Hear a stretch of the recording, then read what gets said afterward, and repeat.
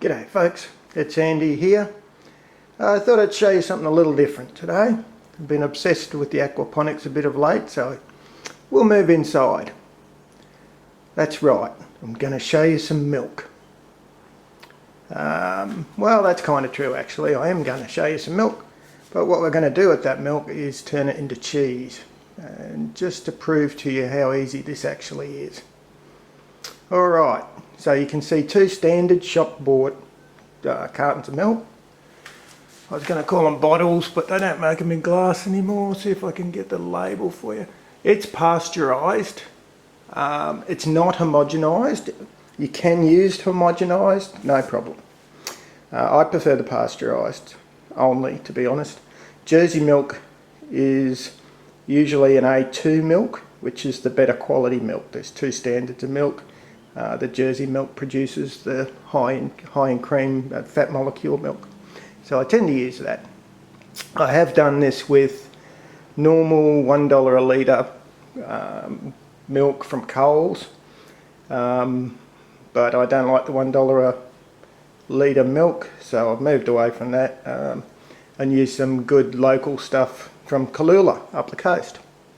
Alright, so all I'm going to do is pour that milk straight into that little saucepan there, and then we're gently going to heat it. Alright, so what I'm trying to show you here, you can see the milk's in the big pot now. That was 4 litres of milk. That thing on the front is just a thermometer. So if you look at the stove, I'm going to place it on the smallest burner that I have because I want this to heat really slowly. So we'll turn this little burner on.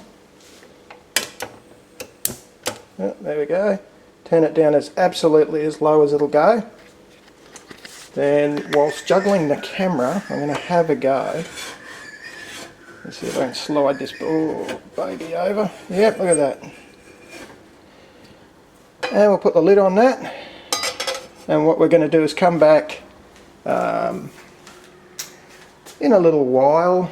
I'll give it, I check it fairly regularly, but you don't need to watch it like a hawk. You can see so far I've used absolutely nothing specialised.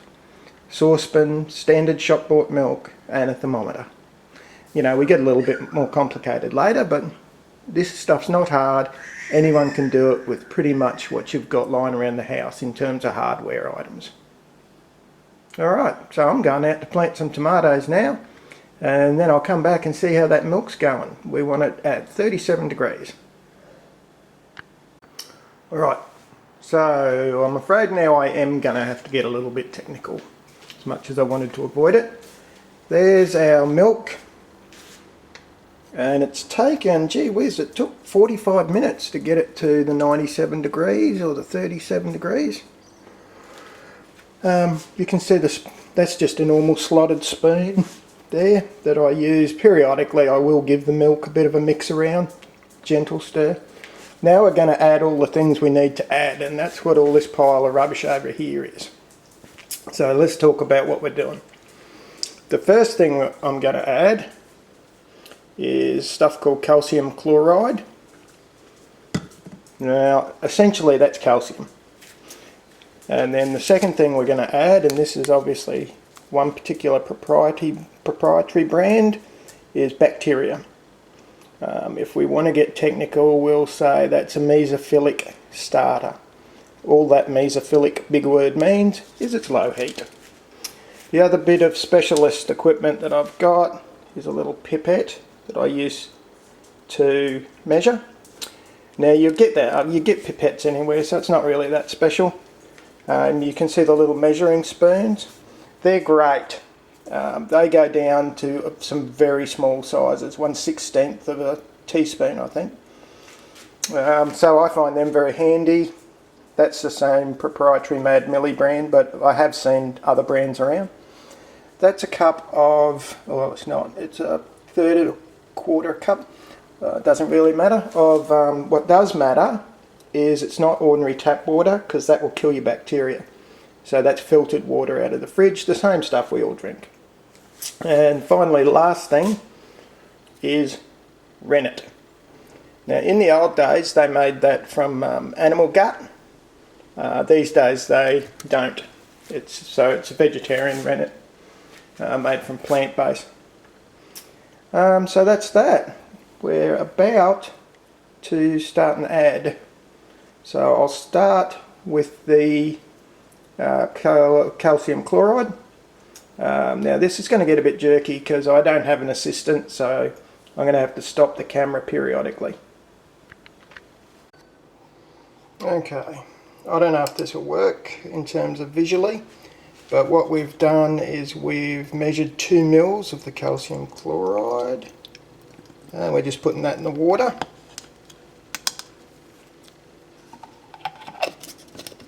We'll seal that back up. And have a look at the culture. Unfortunately it's a new pack, so we're going to cut that open.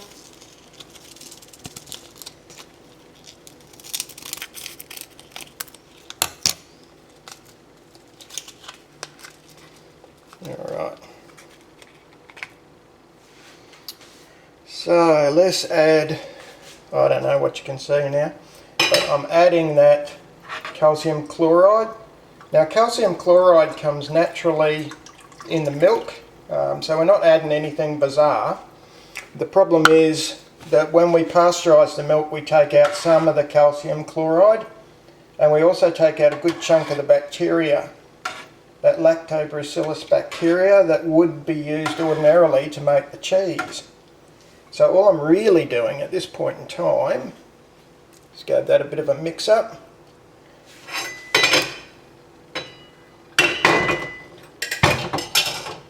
All I'm doing at this point in time is putting back, in fact, what we took out when we pasteurised it. See if we can, let's just see this. I don't know how well this is going to, well, it's going to work. So I don't know whether you can see that. Oh, I'll try and tip it, but it'll fall out. So it's little white dots. Yeah, we'll pick this, give you a bit of a jerk around here. Where are you? Where are you? There it is. So there's little dots in there. That's the bacteria. So we're just going to add that across the top of the milk. It was a drop is the measurement, so that's the smallest of the spoons. Most of this stuff stays in the fridge or the freezer. So the calcium chloride and the rennet, they both live firmly in the refrigerator while the bacteria lives in the freezer. So we've put the bacteria across the top of our milk, we've added the calcium chloride, so we're just going to give that a bit of a stir. Now we use a funny motion because what you need to do is not just stir it round, but you're also trying to get the bottom to the top and the top to the bottom. So that's what that motion is. This is just an ordinary old slotted spoon, nothing special. So I'll just give that a little bit. Now I'm actually going to let that wait for a couple of minutes because I want to make sure that bacteria has rehydrated before, because remember it's kind of freeze dried. I want to make sure it's rehydrated before I add the rennet. Now what the rennet does is that separates the fat molecules, the curd, from the liquid essentially, from the whey. Takes a little bit of time to do, but we're going to stop now anyway because I want that to sit for the 5 minutes. I'll cover that back up with the lid and then we'll add the rennet. Alright, so here we are back. The hour and a half has pretty much gone by. I've obviously had a peek at this a couple of times just to make sure it was going okay, and it is. So we'll show you what we're going to do with it now. Now just a bit of a side note as I get prepared. I'm not particularly overstressed about hygiene in the kitchen, even when I make cheese. Now I learnt, the first cheese I ever ate was from a guy that made it in a shed on a 40-acre block. So you know, if you can make it in a shed, you can make it anywhere. The only thing I am a little bit careful about is you know, I go and do things while I'm waiting. So in the hour and a half that's just gone, I've gone and done some shopping. I've fed the dogs, done all sorts of things. The world doesn't stop for cheese, doesn't need to stop for cheese. Obviously you engage in sensible hygiene practices. Come back, wash your hands before you start to play with the cheese again. You know, nothing over the top. It's stuff that Grandma would have done when she made jam and things. Alright, so let's have a look here. I'll just let you know. Can you see my fingers are bouncing off that? That's a clean break. Now I don't know if you're going to be able to see. I think you can there. Good. You can see there I've pulled a spoon out at some stage, and you can now see that the whey, this clear liquid here, runs back into the hole where the spoon was. So what we're going to do now is cut the curd, and I have to confess I'm not the world's best curd cutter. I'll show you how I do it. I'm not advocating that I'm an expert at curd cutting, folks. I'm just going to pull this little baby out. Can you see how curd's stuck there? So it's certainly well and truly ready to cut. So we'll just put that aside for the moment as well. We'll grab a knife. It's just a normal old kitchen knife, came straight out my block of knives, nothing special. I usually run around the edges first. I'm going to knock that spoon over, but it doesn't. Oh no, wow. Okay, so around the edges, then I start in the middle. I go one way. Bear in mind I'm doing this left-handed too, folks. Not the easiest thing for me. I'm clumsy on the best of days, I've got to tell you. Alright, so I'm cutting about 2 centimetres apart, I'd suppose. Obviously not terribly accurate, particularly given that I'm using my left hand. So we go that one way, then we go the opposite way. So we're cutting it in effect at the moment into blocks.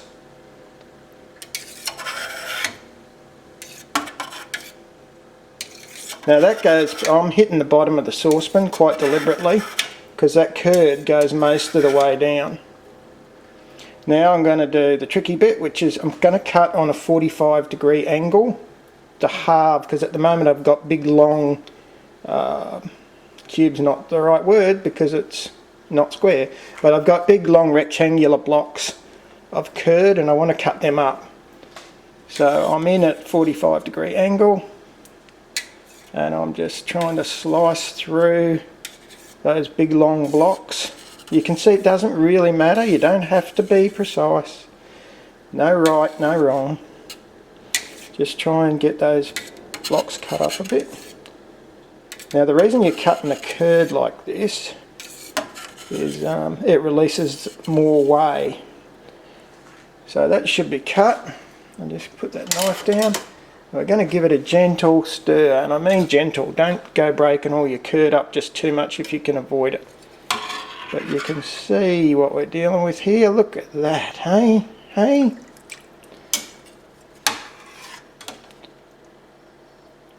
Fair bit of weight in it, I've got to say. Good little producer, that Kahlua milk. Really like it. The fact that it's local is all the more appealing, quite frankly. So I'm going to do this for about a half an hour more, just to give it time to release that whey. I don't mean I'm going to stand here for a half an hour doing it. I'm going to do it every 5 minutes for the next half hour. And again, because it's spring, I'm not having to worry about keeping any of this stuff in a sink of warm water, which I often do. Well, I do in winter anyway. I'm going to put the lid back on that, just to keep flies out mostly. And I'll do that stirring every 5 minutes for the next half hour. I won't bore you by showing you the whole lot. And Bob's your uncle. Then we'll show you the next step after that.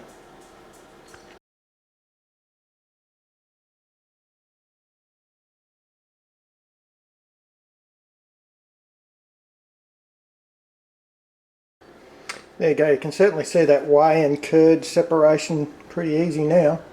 What I'm actually going to do is leave this sit for an hour just to get the whey, and you can see it's already started happening. The whey will separate better from the curd, and then after the hour I'll go on to that 5-minute stir every half hour. Alright, so that hour's now up. You can see the curd quite separate from the whey now, it's pretty obvious. And at this point in time we're going to start and stir that curd every 5 minutes for the next half hour, which was the step I actually said I was going to do last time. So when I said to you that anybody can make cheese, I wasn't joking, folks. No matter how dumb you are too, you can do this at home. It's pretty damn easy. Alright, so I'm not going to bore you with that every 5 minutes. I'll do that myself and I'll give you a yodel when I'm done. I wanted to take the chance to have a little chat about what you do with all that whey. Now there is quite a bit of stuff. You can actually well and truly use whey. I've got a ton of it frozen in my freezer because I use it to make bread. You can add a little bit more milk to that whey and make ricotta cheese out of it. But I'm not going to do any of them because, like I say, I'm all weighed up. So I'm just going to drain mine off and waste the whey on this occasion. There's a million internet articles that talk about different uses for whey. Some people use it even in the garden. Alright, so I got myself a little helper who's agreed to hold the camera. And I'm just going to pour this straight into it there. It's colander, normal old colander, lined with a wet cheesecloth because that makes it easy to shape. So here we go. I feel a little bit guilty that I'm wasting all this perfectly good whey. But like I say, I've got an awful lot of it in my fridge.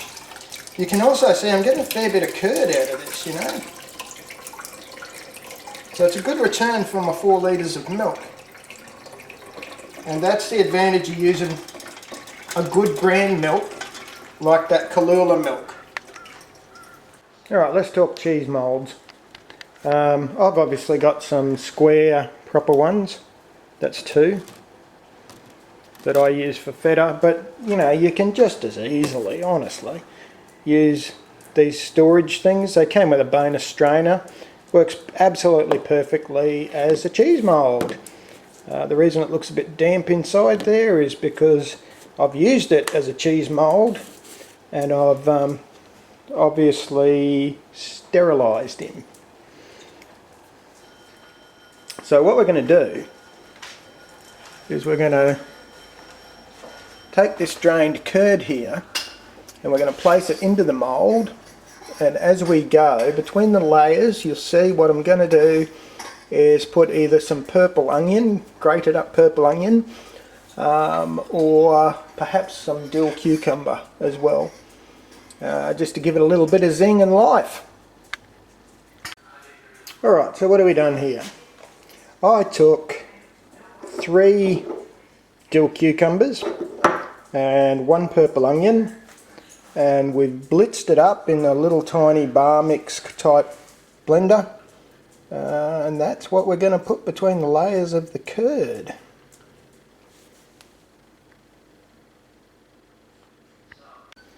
Alrighty, so we've got the moulds just sitting on a wire rack. I actually own a proper cheese mat made out of plastic, but you really don't need it. I just use a cake airing mat.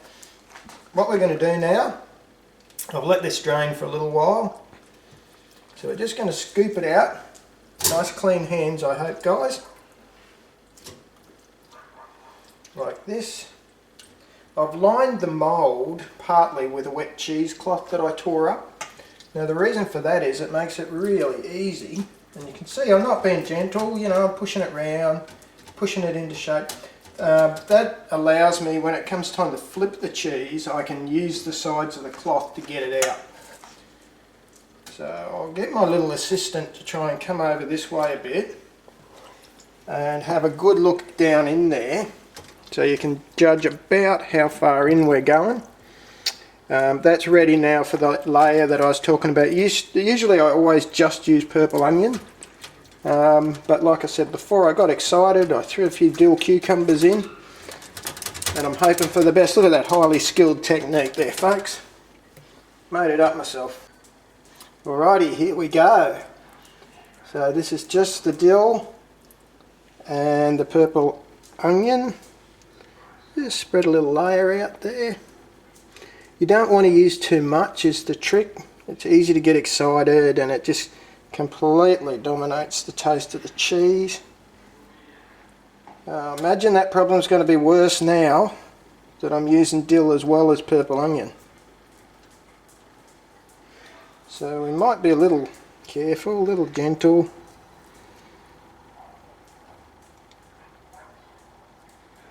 There you go, how's that look? Looking good? Okay, so now it's simple repeat. Yeah, so I've left this in the curd in here for too long. You can see it's sticking to the damn cheesecloth. But I tell you what, it does make it certainly a lot easier for me to work with than when I don't drain it enough. So you can see there another layer. We'll do the same on this side. Working two at once.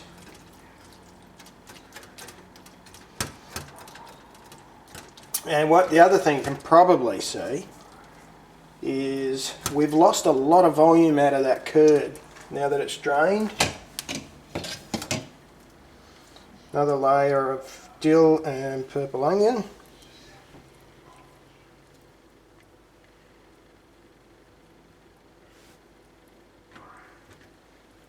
Try not to get too excited.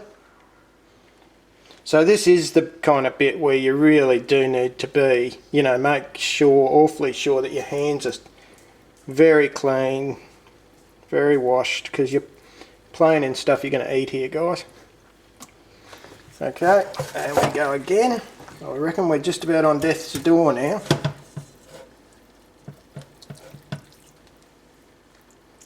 In terms of layers, I don't think we've got enough to do another layer of dill, and that's okay. Alright. So each of those milk bottles, I use the word bottle loosely, each of those milk bottles was $4. So I'm getting, what I'll get is two pretty big blocks of feta. I guess if it was store-bought feta, that'd be chopped up. Probably into quarters would be what you'd buy for, I'd imagine, around about $5. So, you know, I'm not doing this particularly to save money, but I do have to say to you, you can't compare the taste of a homemade feta with a shop-bought feta. It's just so much better, so much creamier. If I wanted to be a little bit sarcastic, I'd say it's definitely a better feta. Okay, we're just about to finish up. You can see I'm really sort of scraping the bottom of the barrel here, trying to get every last bit of that.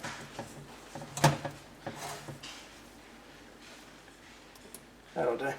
Alright, so this now, it's 8 o'clock by the play school clock, and what we're going to do is let this drain until I'm ready to go to bed, and then we'll come back and we'll flip it. So I'll probably give it 3 or 4 hours on this initial drain, and then we'll give it a good flip. Alright, so the last little bit of mischief, except for the cheese turn that we're going to do tonight. What you can see in that container is cheese salt, a tablespoon of cheese salt. There's some vinegar in there, that's why some of it's wet. So that's vinegar, normal old white vinegar. And we're going to put probably 3 cups of boiling water in there and try and mix it well. This is going to be a brine to salt the feta when we're done. Okay, so the boiling water's in now. We're just going to give that a bit of a mix. Now, it's not normal salt. it's not your table salt. You probably could use table salt, but cheese salt, sometimes called kosher salt, has a much bigger crystal. So I do tend to use the proper stuff. Now all of these ingredients I've talked about that sound, you know, pretty highly technical, any of those ones, there you go. Now we'll just leave that to cool till morning. Any of those technical ingredients, believe it or not, you can actually just get from a home brew shop. Most home brew shops these days stock the stuff for cheese making kits and cider making kits and all sorts of making kits, which is pretty damn handy. So we'll use that tomorrow. Alright, so it's 11 o'clock. I'm about to go to bed. So it's time to flip the cheese. You can see that I've covered it in Glad wrap, cling wrap for folks overseas. That's really to keep flies and, you know, typical Aussie insects the heck out of my cheese. I have here a draining container. Now it's a highly technical draining container, which is actually a cake container. You can see here it's got a couple of little tabs that help you lift your cake out. I've added my plastic cheese drainer for no other reason than it happens to fit the container pretty damn well. So what we're going to do, guys and gals, is we're going to flip this cheese over. I don't know how I'm going to do this. I lost my assistant. So I might have to do it in bits, but anyway, we're going to flip that cheese. Then we're going to take those moulds and we're going to put them in the cake container so they can drain overnight, upside down compared to now. So let's see how we go, eh? Okay, this is another one of those hope like heck it works and people can see what I'm doing. So I'm grabbing, remember I talked about that cheesecloth, I'm grabbing those tabs. I'm going to try gently, oh nicely done. Pull it out. I'm going to grab a hold of that. I might bring it back down on the vein, hope that you'll see it. So let's bring that back down here vaguely. You can actually see the layers with the dill cucumber and stuff. Hopefully you can see, I don't know if it'll focus, but that bottom's looking really nicely and flat. That's what we want for the top. That's why we're flipping it, guys. We're going to wrap the cloth back over, just like that. And we're going to pop him back inside. Oh, that was a bit brutal. You can tell because I've knocked off some curd. Not a lot though. So there you go. So it's good morning YouTube. What we're up to now is putting the cheese that we made last night into the brine that we made last night. Now I meant to mention another thing some people do is use that whey to make their brine up. Make it exactly the same way but just use brine instead of water. So you can see I've dropped one already into that brine and the other little guy will go on top. And then we'll let that salt for 5 hours and your cheese is ready to eat, folks. So the 5 hours is up. I've tipped out the brine solution and I've sat the cheeses just like that to drain a little bit more, probably for 10 minutes or so. You can see that it's wet around the edges of the cheese where it's absorbed the water. The next step is to give it a try. So we'll do that in a minute. Alright, so the big moment's happened. We're going to give this guy a crack. This is really this is the first time I've ever done the dill version. And given that I don't normally eat dill, this could be interesting.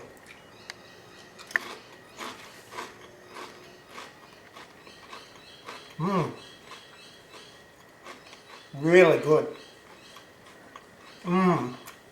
Really, really, really good. What makes it good? It's a nice subtle flavour. Sometimes my purple onion version gets a little overpowering. This is very gentle. Really good. Thanks, Andrew. That's wonderful. Oh yeah, that was Cheesy Antics from MacDowell Manor. I just thought I'd give you the proof. I'm whispering a bit so my Rosie doesn't hear. But they say the proof of the pudding. Have a look at how much she's got stuck into that block of cheese. She's loving that stuff. And mind you, it is pretty damn good. There you go. Andy's, where is it? Andy's Dill Feta.